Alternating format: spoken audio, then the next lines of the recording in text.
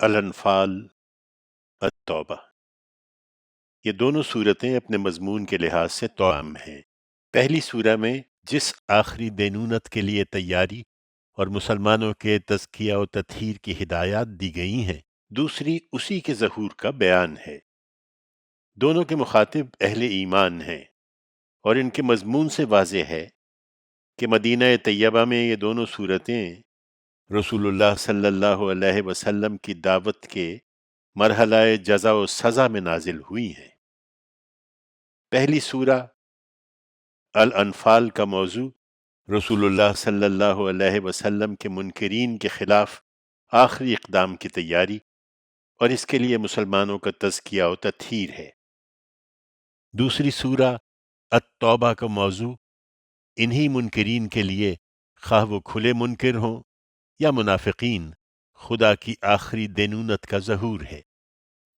اللہ اور اس کے رسول کی طرف سے ان مشرکوں کے لیے اعلان براعت ہے جن سے تم لوگوں نے معاہدے کیے تھے۔ سوئے مشرکین عرب، اب ملک میں 4 مہینے اور چل پھر لو اور جان رکھو کہ تم اللہ کو عاجز نہیں کر سکتے، اور یہ بھی کہ اللہ اپنے پیغمبر کا انکار کرنے والوں کو رسوا کر کے رہے گا۔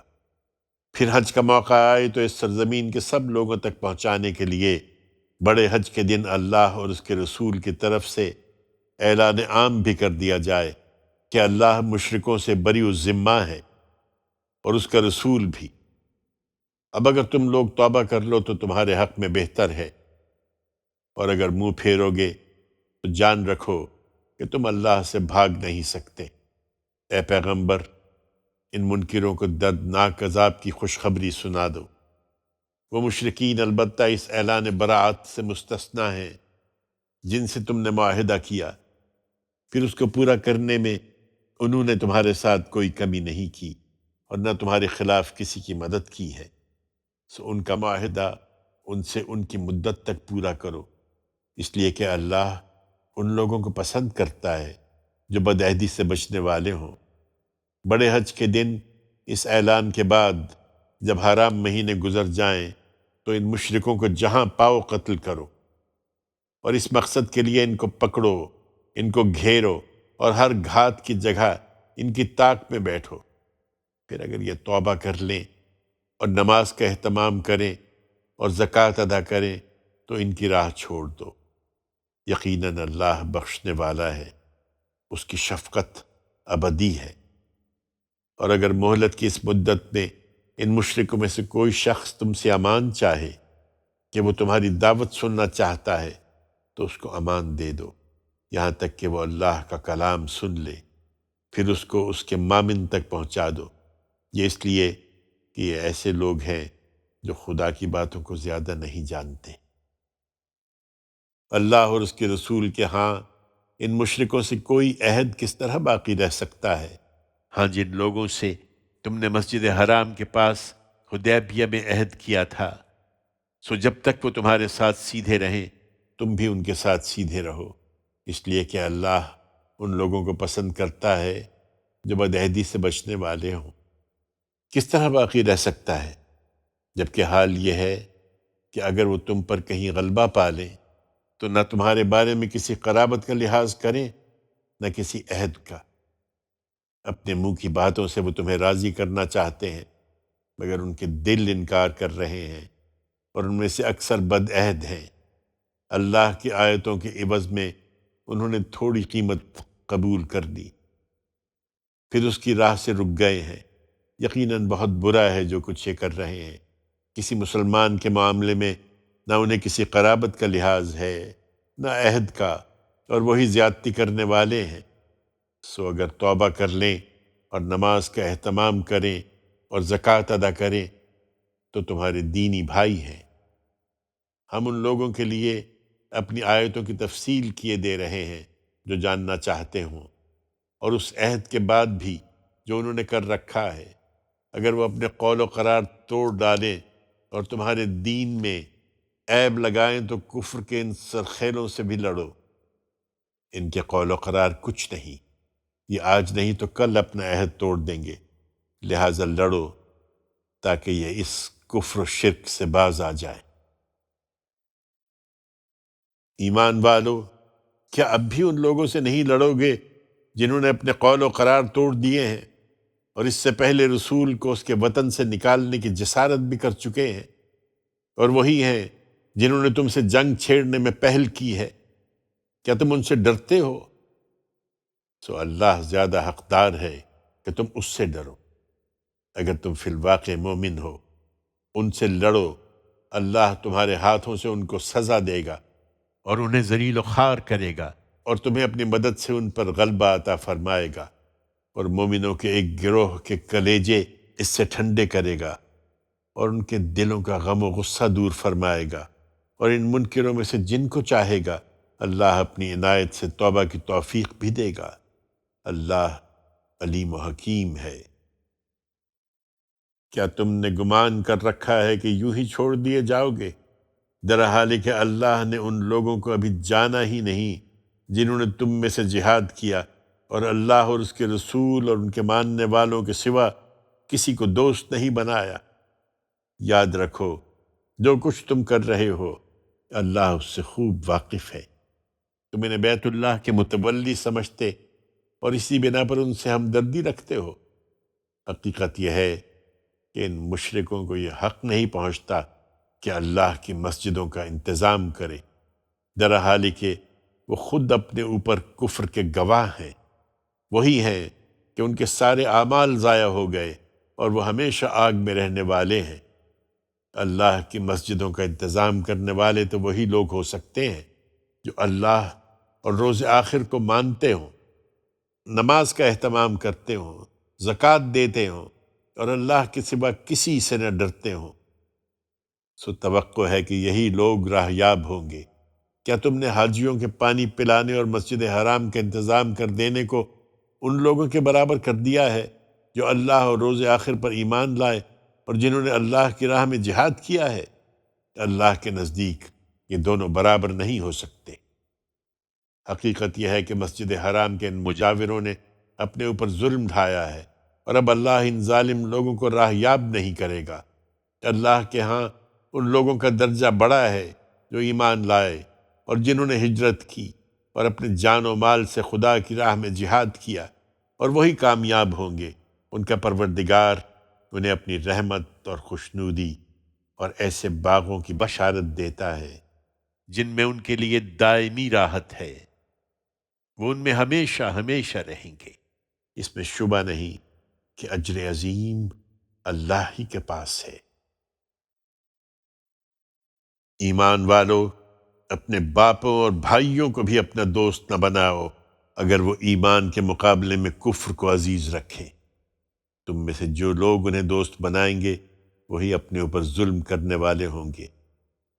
ان سے کہہ دو اے پیغمبر کہ اگر تمہارے باپ اور تمہارے بیٹے، تمہارے بھائی، تمہاری بیویاں، تمہارا خاندان اور تمہارا وہ مال جو تم نے کمایا ہے، اور وہ تجارت جس کے مندے سے تم ڈرتے ہو، اور تمہارے وہ گھر جنہیں تم پسند کرتے ہو، یہ سب تمہیں اللہ سے، اس کے رسول سے اور اس کی راہ میں جہاد سے زیادہ عزیز ہیں، تو انتظار کرو یہاں تک کہ اللہ اپنا فیصلہ صادر کر دے، اور جان لو کہ اس طرح کے بد عہد لوگوں کو اللہ راہیاب نہیں کرے گا۔ حقیقت یہ ہے کہ اللہ نے بہت سے موقعوں پر تمہاری مدد کی ہے۔ ابھی حنین کے دن بھی جب تم اپنی کثرت پر اترا رہے تھے، پھر وہ تمہارے کچھ کام نہ آئی، اور زمین اپنی وسعتوں کے باوجود تم پر تنگ ہو گئی، پھر تم پیٹھ دکھا کر بھاگ کھڑے ہوئے۔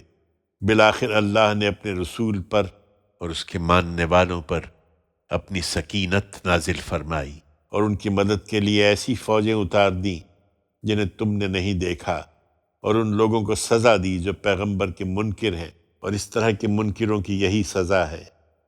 پھر اس کے بعد اللہ جس پر چاہے عنایت فرماتا اور اسے توبہ کی توفیق بھی دیتا ہے۔ اللہ بخشنے والا ہے، اس کی شفقت ابدی ہے۔ ایمان والو، یہ مشرکین بالکل ناپاک ہیں، لہٰذا اپنے اس سال کے بعد یہ مسجد حرام کے پاس نہ پھٹکنے پائیں، اور اس کے نتیجے میں اگر تمہیں تنگ دستی کا اندیشہ ہے تو مطمئن رہو، اللہ چاہے گا تو ان قریب اپنے فضل سے تمہیں غنی کر دے گا۔ اس میں شبہ نہیں کہ اللہ علیم و حکیم ہے۔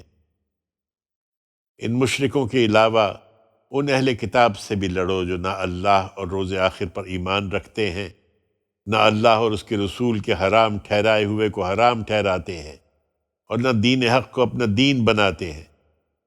ان سے لڑو یہاں تک کہ اپنے ہاتھوں سے جزیہ دیں اور ماتحت بن کر رہیں۔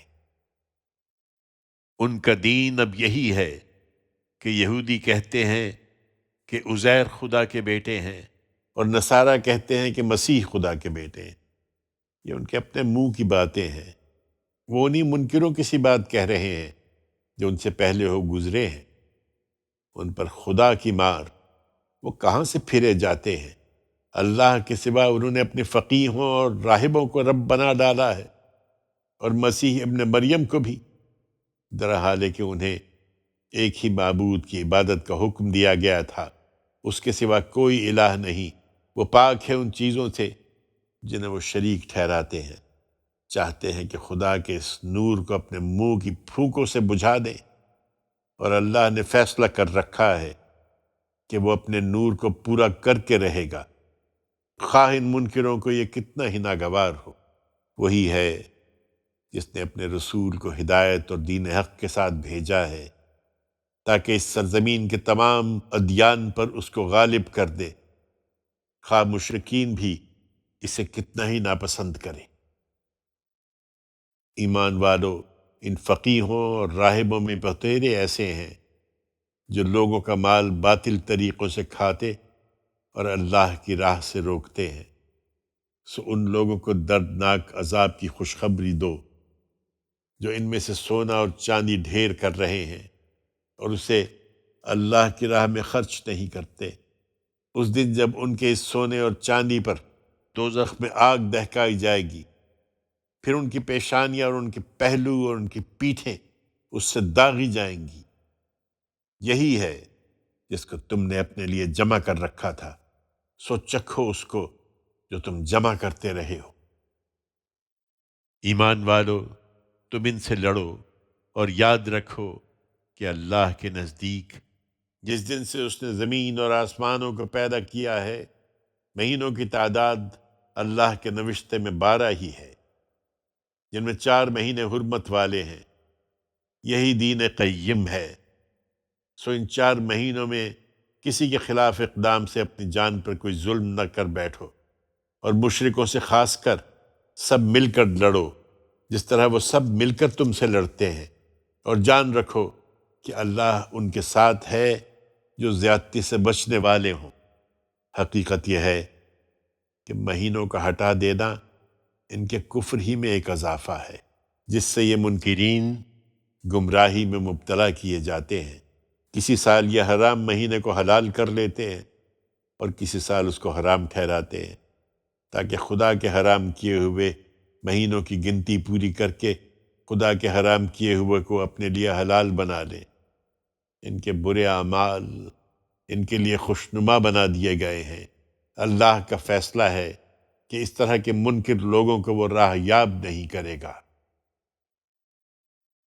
ایمان والو، تمہیں کیا ہو گیا ہے کہ جب تم سے کہا جاتا ہے کہ اللہ کی راہ میں جہاد کے لیے نکلو تو زمین پر ڈھیر ہوئے جاتے ہو؟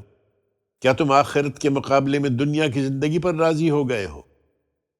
سو حقیقت یہ ہے کہ دنیا کی زندگی کا یہ سر و سامان تو آخرت میں بہت تھوڑا نکلے گا۔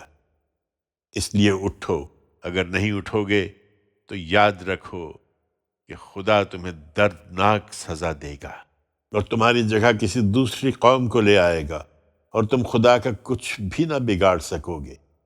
خدا ہر چیز پر قدرت رکھتا ہے۔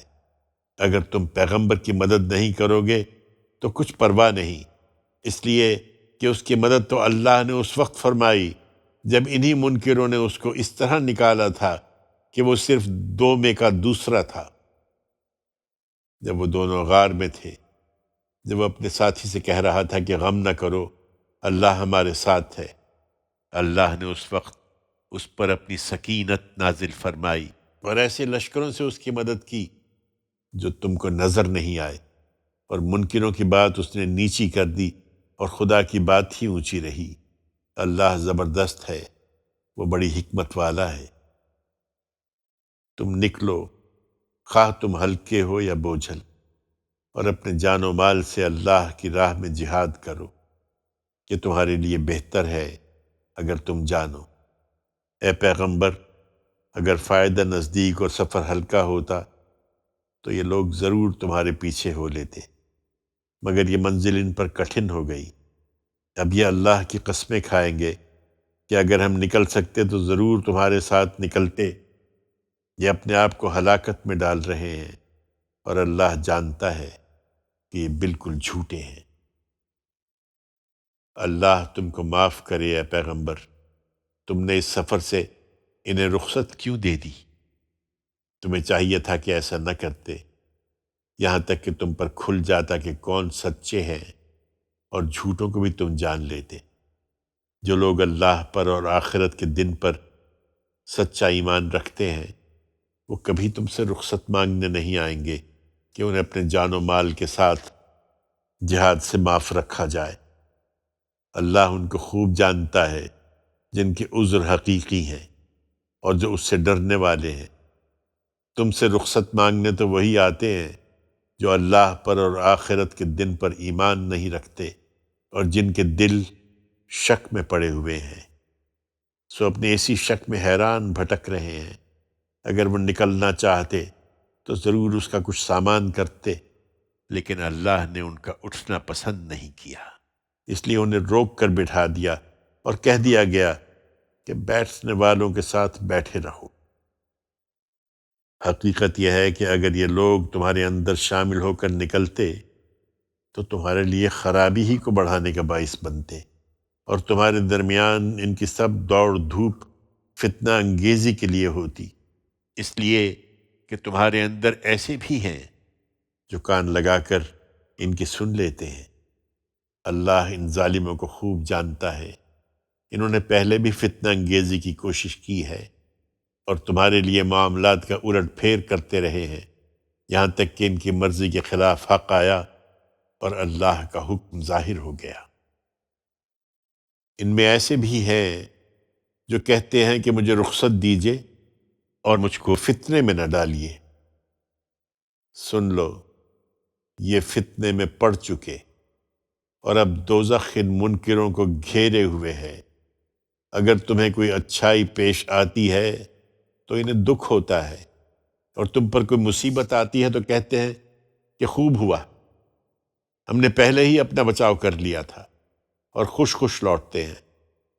انہیں بتا دو کہ ہمیں وہی چیز پہنچے گی جو اللہ نے ہمارے لیے لکھ رکھی ہے، وہ ہمارا مولا ہے، اور ایمان والوں کو اللہ ہی پر بھروسہ کرنا چاہیے۔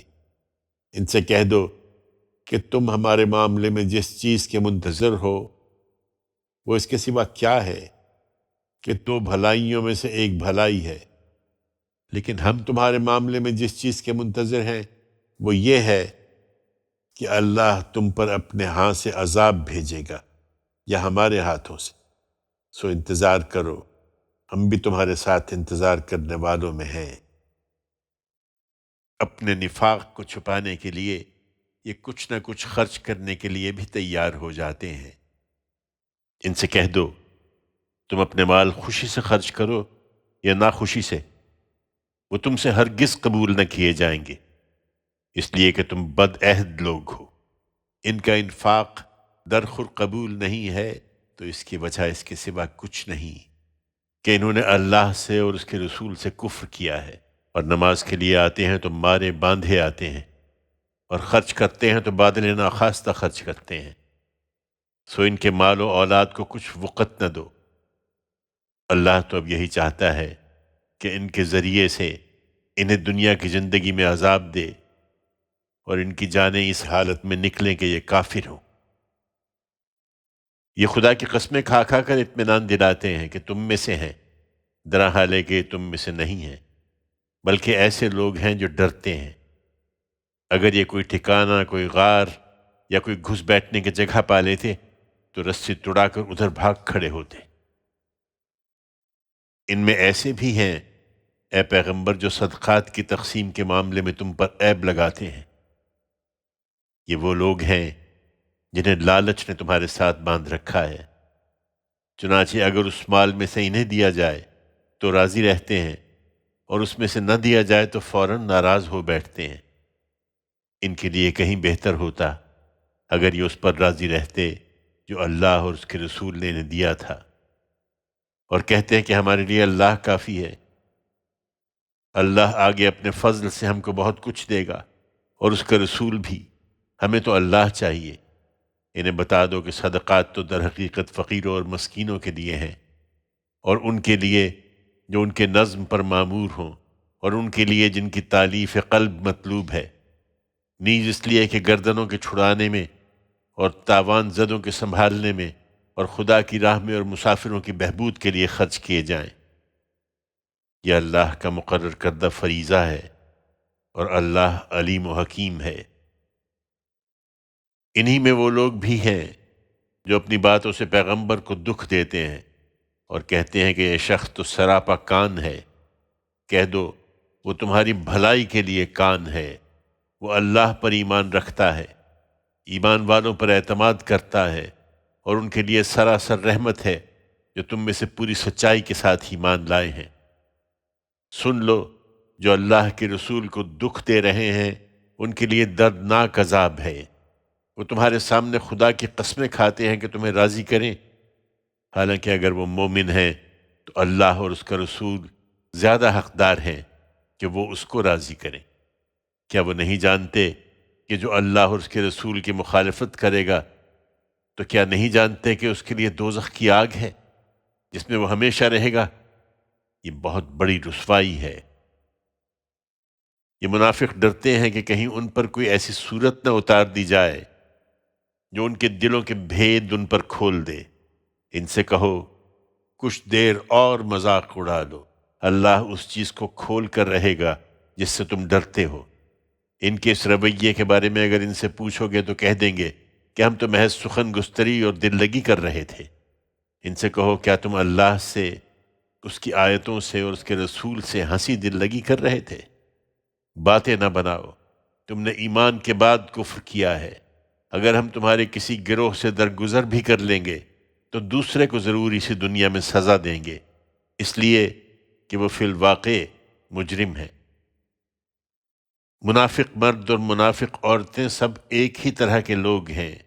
یہ برائی کی تلقین کرتے، بھلائی سے روکتے اور اپنے ہاتھ ہر خیر کے لیے بند رکھتے ہیں۔ یہ اللہ کو بھول گئے تو اللہ نے بھی انہیں بھلا دیا۔ حقیقت یہ ہے کہ یہی منافق ہیں جو بڑے بد عہد ہیں۔ ان منافق مردوں اور منافق عورتوں اور کھلے منکروں کے لیے اللہ کی طرف سے دوزخ کی آگ کی وعید ہے جس میں یہ ہمیشہ رہیں گے۔ ان کے لیے یہی کافی ہے، ان پر اللہ کی لعنت ہے اور ان کے لیے دائمی عذاب ہے۔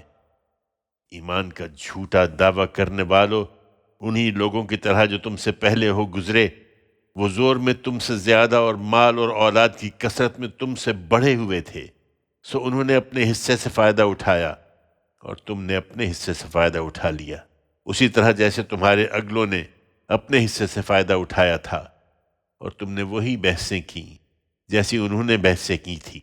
یہی وہ لوگ ہیں جن کے اعمال دنیا اور آخرت میں ضائع ہو گئے، اور یہی نامراد ہونے والے ہیں۔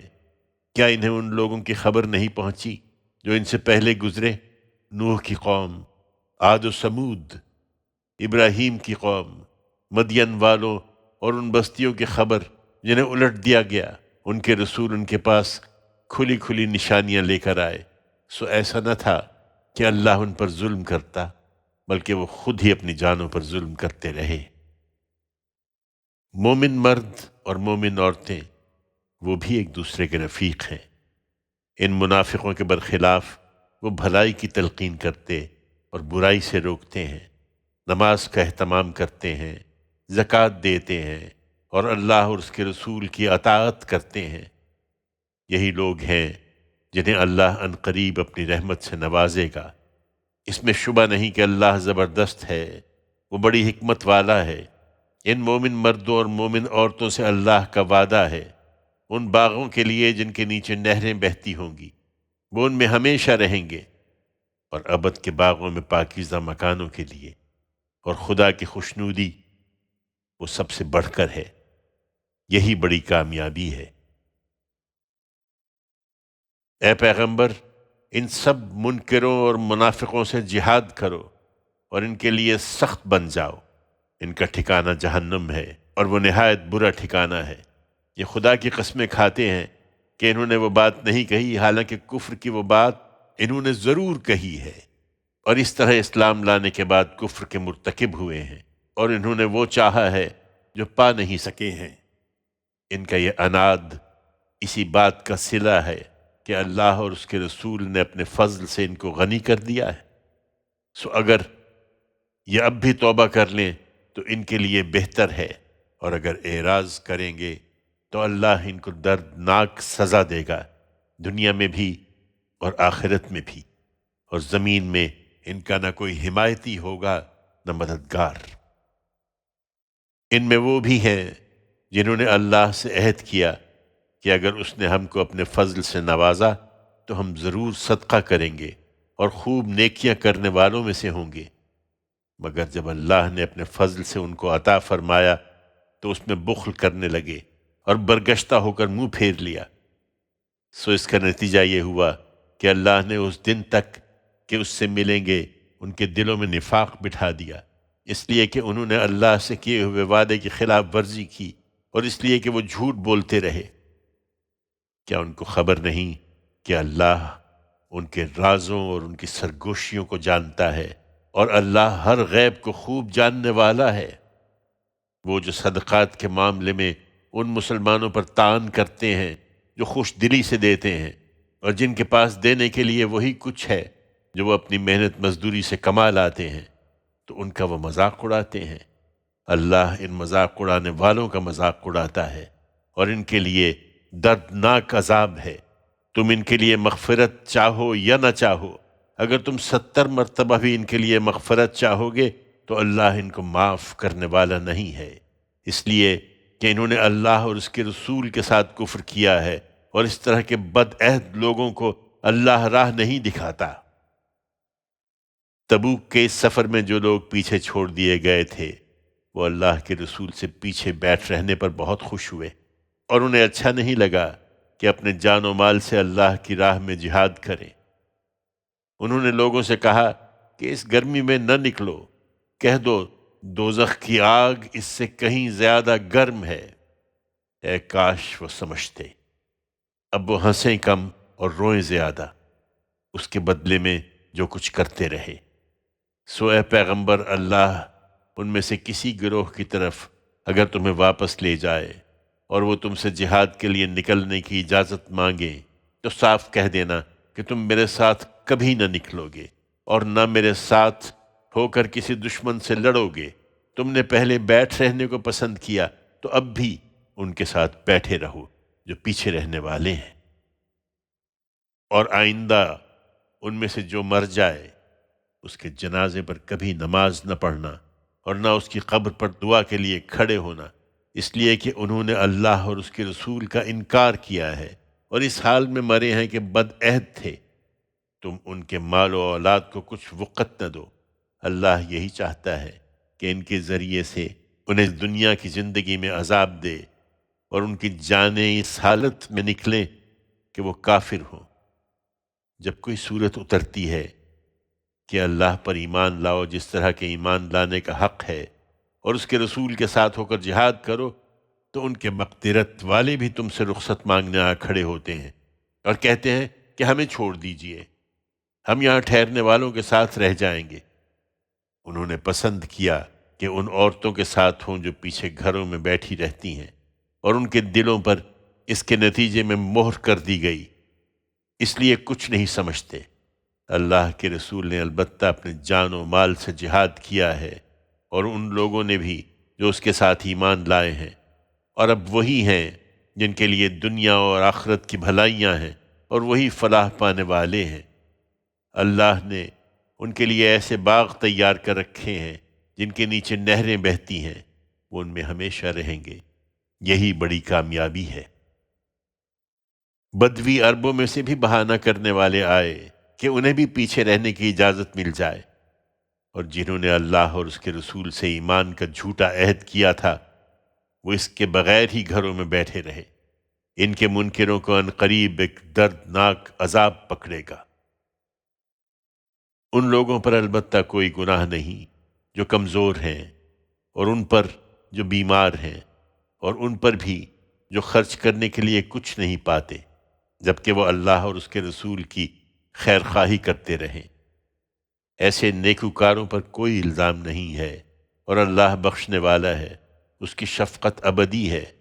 اسی طرح ان پر بھی کوئی الزام نہیں ہے کہ جب تمہارے پاس آتے ہیں کہ ان کے لیے سواری کا بندوبست کر دو، تم کہتے ہو کہ میں تمہارے لیے سواری کا بندوبست نہیں کر سکتا، تو اس طرح لوٹتے ہیں کہ ان کی آنکھوں سے اس غم میں آنسو بہہ رہے ہوتے ہیں کہ وہ اپنے خرچ پر جانے کی مقدرت نہیں رکھتے۔ الزام تو ان لوگوں پر ہے جو تم سے رخصت مانگتے ہیں، درا حال ہے کہ وہ مالدار ہیں۔ وہ اس پر راضی ہو گئے کہ ان کے ساتھ ہوں جو پیچھے گھروں میں بیٹھنے والی ہیں، اور اللہ نے اس کے نتیجے میں ان کے دلوں پر مہر کر دی۔ اب وہ کچھ نہیں جانتے کہ کس انجام کی طرف بڑھ رہے ہیں۔ تم لوگ اس سفر سے ان کی طرف پلٹو گے تو وہ تمہارے سامنے طرح طرح کے عذرات پیش کریں گے۔ تم صاف کہہ دینا کہ بہانے نہ بناؤ، ہم تمہاری کسی بات کا اعتبار نہ کریں گے۔ اللہ نے ہم کو تمہارے حالات بتا دیے ہیں، اب اللہ اور اس کے رسول تمہارا عمل دیکھیں گے۔ پھر تم اس کے سامنے پیش کیے جاؤ گے جو کھلے اور چھپے کا جاننے والا ہے، اور وہ تمہیں بتا دے گا جو کچھ تم کرتے رہے ہو۔ تمہاری واپسی پر وہ تمہارے سامنے اب اللہ کی قسمیں کھائیں گے کہ تم ان سے صرف نظر کرو، تو ان سے صرف نظر ہی کر لو، اس لیے کہ وہ سراسر گندگی ہیں، اور اس کے بدلے میں جو کماتے رہے ان کا ٹھکانہ جہنم ہے۔ وہ تمہارے سامنے قسمیں کھائیں گے کہ تم ان سے راضی ہو جاؤ، سو اگر تم ان سے راضی ہو بھی جاؤ تو اللہ راضی نہیں ہوگا، اس لیے کہ ایسے بدعہد لوگوں سے اللہ ہرگز راضی ہونے والا نہیں ہے۔ یہ بدوی عرب کفر اور نفاق میں زیادہ سخت اور اسی لائق ہیں کہ اللہ نے اپنے رسول پر جو کچھ اتارا ہے اس کے حدود سے بے خبر رہیں۔ اللہ سب کچھ جانتا ہے، وہ بڑی حکمت والا ہے۔ ان بدویوں میں وہ بھی ہیں جو خدا کی راہ میں خرچ کو ایک تاوان سمجھتے ہیں اور تمہارے لیے زمانے کی گردشوں کے منتظر ہیں۔ بری گردش انہی پر ہے، اور اللہ سب کچھ سنتا اور سب کچھ جانتا ہے۔ اور انہی بدویوں میں وہ لوگ بھی ہیں جو اللہ پر اور آخرت کے دن پر سچا ایمان رکھتے ہیں، اور جو کچھ خرچ کرتے ہیں اس کو اور رسول کی دعاؤں کو خدا کے ہاں تقرب کا ذریعہ سمجھتے ہیں۔ سو اس میں شبہ نہیں کہ یہ دونوں ان کے لیے تقرب کا ذریعہ ہیں۔ اللہ ان کو ضرور اپنی رحمت میں داخل کرے گا، یقیناً اللہ بخشنے والا ہے، اس کی شفقت ابدی ہے۔ مہاجرین اور انصار کے ان لوگوں سے اللہ راضی ہوا، اور وہ اللہ سے راضی ہوئے جو سب سے پہلے سبقت کرنے والے ہیں، اور وہ بھی جنہوں نے خوبی کے ساتھ ان کی پیروی کی ہے۔ اللہ نے ان کے لیے ایسے باغ تیار کر رکھے ہیں جن کے نیچے نہریں بہتی ہوں گی، وہ ان میں ہمیشہ ہمیشہ رہیں گے، یہی بڑی کامیابی ہے۔ تمہارے ارد گرد جو بدوی رہتے ہیں ان میں بھی بہت سے منافق ہیں، اور مدینہ والوں میں بھی، وہ اپنے نفاق میں طاق ہو چکے ہیں۔ تم ان کو نہیں جانتے، ہم ان کو جانتے ہیں۔ انہیں عنقریب ہم 2 مرتبہ سزا دیں گے، پھر وہ ایک عذاب عظیم کی طرف دھکیل دیے جائیں گے۔ ان کے علاوہ کچھ دوسرے لوگ بھی ہیں جنہوں نے اپنے گناہوں کا اعتراف کر لیا ہے۔ انہوں نے ملے جلے عمل کیے تھے، کچھ بھلے اور کچھ برے۔ امید ہے کہ اللہ ان پر عنایت فرمائے، اس لیے کہ اللہ بخشنے والا ہے، اس کی شفقت ابدی ہے۔ تم ان کے مالوں کا صدقہ قبول کر لو، اس سے تم انہیں پاکیزہ بناؤ گے اور ان کا تزکیہ کرو گے، اور ان کے لیے دعا کرو، اس لیے کہ تمہاری دعا ان کے لیے وجہ تسکین ہوگی۔ اللہ سب کچھ سننے والا اور جاننے والا ہے۔ کیا وہ نہیں جانتے کہ اللہ ہی ہے جو اپنے بندوں کی توبہ قبول کرتا ہے اور ان کے صدقات کی پذیرائی فرماتا ہے؟ اور نہیں جانتے کہ اللہ بڑا توبہ قبول کرنے والا اور رحم فرمانے والا ہے۔ اور ان سے کہہ دو کہ عمل کرو، اب اللہ اور اس کا رسول اور ان کے ماننے والے تمہارے عمل کو دیکھیں گے، اور تم جلد اس کے حضور پیش کیے جاؤ گے، جو تمام کھلے اور چھپے کا جاننے والا ہے۔ پھر وہ تمہیں بتا دے گا جو کچھ تم کرتے رہے ہو۔ اسی طرح کچھ دوسرے ہیں جن کا معاملہ بھی خدا کے فیصلے تک ٹھہرا ہوا ہے، وہ انہیں سزا دے گا یا ان پر شفقت فرمائے گا اور ان کی توبہ قبول کر لے گا۔ اللہ سب کچھ جانتا ہے، وہ بڑی حکمت والا ہے۔ اور جنہوں نے ایک مسجد بنائی ہے اس لیے کہ اسلام کو نقصان پہنچائیں اور کفر کو تقویت دیں اور اہل ایمان میں پھوٹ ڈالیں، اور ان لوگوں کے لیے ایک کمین گاہ فراہم کریں جو اس سے پہلے خدا اور اس کے رسول کے ساتھ برسر جنگ رہے ہیں، وہ بھی آئیں گے اور آ کر قسمیں کھائیں گے کہ ہم نے تو صرف بھلائی چاہی تھی، مگر اللہ گواہی دیتا ہے کہ وہ بالکل جھوٹے ہیں۔ تم اس میں کبھی کھڑے نہ ہونا ہے پیغمبر، وہی مسجد اس کی حقدار ہے کہ تم اس میں عبادت کے لیے کھڑے ہو جس کی بنیاد اول دن سے خدا کے تقوی پر قائم کی گئی ہے۔ اس میں ایسے لوگ ہیں جو پاک رہنے کو پسند کرتے ہیں، اور اللہ انہی کو پسند کرتا ہے جو پاکیزگی اختیار کرنے والے ہوں۔ پھر کیا وہ شخص بہتر ہے جس نے اپنی عمارت کی بنیاد خدا کے تقوی اور اس کی خوشنودی پر رکھی ہو، یا وہ جس نے اپنی عمارت ایک کھوکھلی کگر کے کنارے پر اٹھائی جو گرنے کو ہے، اور وہ اس کو لے کر دوزخ کی آگ میں جا گری؟ اس طرح کے ظالم لوگوں کو اللہ کبھی راہ نہ دکھائے گا۔ یہ عمارت جو انہوں نے بنائی ہے ہمیشہ ان کے دلوں میں بے یقینی کی بنیاد بنی رہے گی، الا یہ کہ ان کے دل ہی ٹکڑے ہو جائیں۔ اللہ سب کچھ جانتا ہے، وہ بڑی حکمت والا ہے۔ حقیقت یہ ہے کہ جو لوگ پیغمبر کے ہاتھ پر بیعت کر کے ایمان لائے ہیں، ان کے جان و مال اللہ نے اس وعدے پر ان سے خرید لیے ہیں کہ ان کے بدلے میں وہ ان کو جنت عطا فرمائے گا۔ وہ اللہ کی راہ میں لڑتے ہیں، پھر مارتے ہیں اور مارے جاتے ہیں۔ یہ اللہ کے ذمے ایک سچا وعدہ ہے، تورات اور انجیل اور قرآن میں۔ اور اللہ سے بڑھ کر کون ہے جو اپنے وعدے کو پورا کرنے والا ہو؟ سو اپنے اس سودے پر خوشی مناؤ جو تم نے اللہ سے کیا ہے۔ یاد رکھو یہی سب سے بڑی کامیابی ہے۔ وہ توبہ کرنے والے ہیں، عبادت کرنے والے ہیں، شکر کرنے والے ہیں، خدا کی راہ میں سیاحت کرنے والے ہیں، اس کے آگے رکوع اور سجدہ کرنے والے ہیں، بھلائی کی تلقین کرنے والے ہیں، برائی سے روکنے والے ہیں، اور حدود الہی کی حفاظت کرنے والے ہیں۔ وہی سچے مومن ہیں پیغمبر، اور ان مومنوں کو خوشخبری دے دو۔ نبی اور اس کے ماننے والوں کے لیے زیبا نہیں کہ جن مشرکین سے اعلان برات ہو چکا ہے ان کے لیے مغفرت کی دعا کریں، اگرچہ وہ ان کے رشتہ دار ہی کیوں نہ ہوں، جبکہ ان پر کھل چکا کہ وہ دوزخ کے لوگ ہیں۔ ابراہیم نے تو اپنے باپ کے لیے صرف اس وعدے کے سبب سے مغفرت مانگی تھی جو اس نے اپنے باپ سے کر لیا تھا، مگر جب اس پر واضح ہو گیا کہ وہ خدا کا دشمن ہے تو وہ اس سے بے تعلق ہو گیا۔ حقیقت یہ ہے کہ ابراہیم بڑا نرم دل اور بردبار تھا۔ تم یاد رکھو کہ اللہ کا طریقہ یہ نہیں ہے کہ وہ کسی قوم کو ہدایت دینے کے بعد پھر گمراہی میں مبتلا کر دے جب تک کہ انہیں صاف صاف وہ چیزیں نہ بتا دے جن سے انہیں بچنا ہے۔ اس میں شبہ نہیں کہ اللہ ہر چیز کا علم رکھنے والا ہے۔ اللہ ہی ہے کہ زمین اور آسمانوں پر جس کی بادشاہی ہے وہی زندگی دیتا ہے اور وہی مارتا ہے، اور اللہ کے سوا نہ تمہارا کوئی حامی ہے اور نہ مددگار۔ اللہ نے نبی پر اور نبی کے ساتھی ان مہاجرین و انصار پر رحمت کی نظر کی جنہوں نے تنگی کے وقت میں نبی کا ساتھ دیا، اس کے بعد کہ ان میں سے بعض کے دل کجی کی طرف مائل ہو چلے تھے، پھر اللہ نے ان پر رحمت کی نظر کی۔ حقیقت یہ ہے کہ وہ ان پر مہربان ہے، بڑا رحم فرمانے والا ہے۔ اسی طرح ان تینوں پر رحمت کی نظر کی جن کا معاملہ اٹھا رکھا گیا تھا، یہاں تک کہ جب زمین اپنی وسعت کے باوجود ان پر تنگ ہو گئی اور وہ خود اپنی جانوں سے تنگ آ گئے، اور انہوں نے اندازہ کر لیا کہ خدا کے سوا کوئی پناہ کی جگہ نہیں ہے، پھر اللہ نے اپنی رحمت سے توجہ فرمائی کہ وہ اس کی طرف پلٹیں۔ یقیناً اللہ ہی ہے جو بڑا توبہ قبول کرنے والا اور رحم فرمانے والا ہے۔ ایمان والو، ان غلطیوں سے بچنا چاہتے ہو تو اللہ سے ڈرو اور سچے لوگوں کے ساتھ رہو۔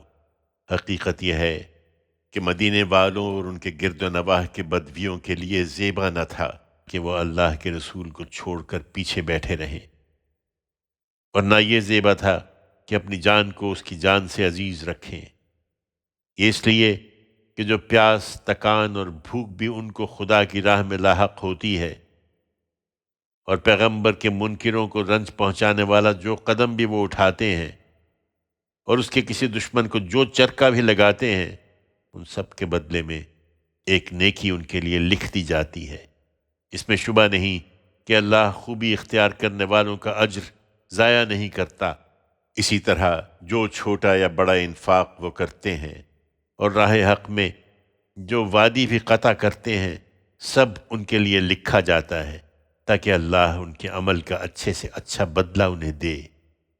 یہ تو ممکن نہیں تھا کہ مسلمان سب کے سب نکل کھڑے ہوتے، مگر ایسا کیوں نہ ہوا کہ ان کے ہر گروہ میں سے کچھ لوگ نکلتے تاکہ دین میں بصیرت پیدا کرتے اور اپنی قوم کے لوگوں کو ان کے ان رویوں پر خبردار کرتے جب ان کی طرف لوٹتے، اس لیے کہ وہ خدا کی گرفت سے بچتے۔ ایمان والو، ان تنبیہات کے بعد اب نکلو اور جس طرح کے پیچھے حکم دیا گیا ہے اپنے گرد و پیش کے منکروں سے جنگ کرو، اور چاہیے کہ وہ تمہارے اندر سختی پائیں، اور جانے رہو کہ اللہ ان کے ساتھ ہے جو تقوی اختیار کرنے والے ہوں۔ ان پر افسوس، یہ کہاں نکلیں گے؟ ان کا حال تو یہ ہے کہ جب کوئی صورت اترتی ہے تو ان میں سے بعض وہ بھی ہیں جو پوچھتے ہیں کہ اس نے تم میں سے کس کے ایمان میں اضافہ کیا ہے؟ سو حقیقت یہ ہے کہ جو فی الواقع ایمان لائے ہیں ان کے ایمان میں تو اس نے اضافہ کر دیا، اور وہ اس سے خوشیاں مناتے ہیں۔ رہے وہ جن کے دلوں میں نفاق کا روگ ہے تو ان کی نجاست پر اس نے ایک اور نجاست بڑھا دی، اور وہ مرنے تک منکر ہی رہے۔ کیا وہ دیکھتے نہیں کہ ہر سال میں ایک مرتبہ یا 2 مرتبہ وہ آزمائش میں ڈالے جاتے ہیں، پھر بھی نہ توبہ کرتے ہیں نہ یاد دہانی حاصل کرتے ہیں، اور کسی نئی مہم کی تیاری کے لیے جب کوئی صورت اتاری جاتی ہے تو ایک دوسرے کو دیکھتے ہیں کہ تمہیں کوئی دیکھتا تو نہیں، پھر نکل بھاگتے ہیں۔ اللہ نے ان کے دل اپنے قانون کے مطابق پھیر دیے ہیں، اس لیے کہ یہ سمجھنے والے لوگ ہی نہیں ہیں۔ لوگو، تمہارے پاس خود تم میں سے ایک رسول آیا ہے، تمہارا نقصان میں پڑنا اس پر بہت شاق ہے، وہ تمہاری بھلائی کا حریص ہے، ایمان والوں کے لیے سراپا شفقت اور سراسر رحمت ہے۔ پھر بھی یہ روگردانی کرتے ہیں تو اے پیغمبر کہہ دو کہ میرے لیے اللہ کافی ہے، اس کے سوا کوئی الہ نہیں، میں نے اسی پر بھروسہ کیا اور وہ عرش عظیم کا مالک ہے۔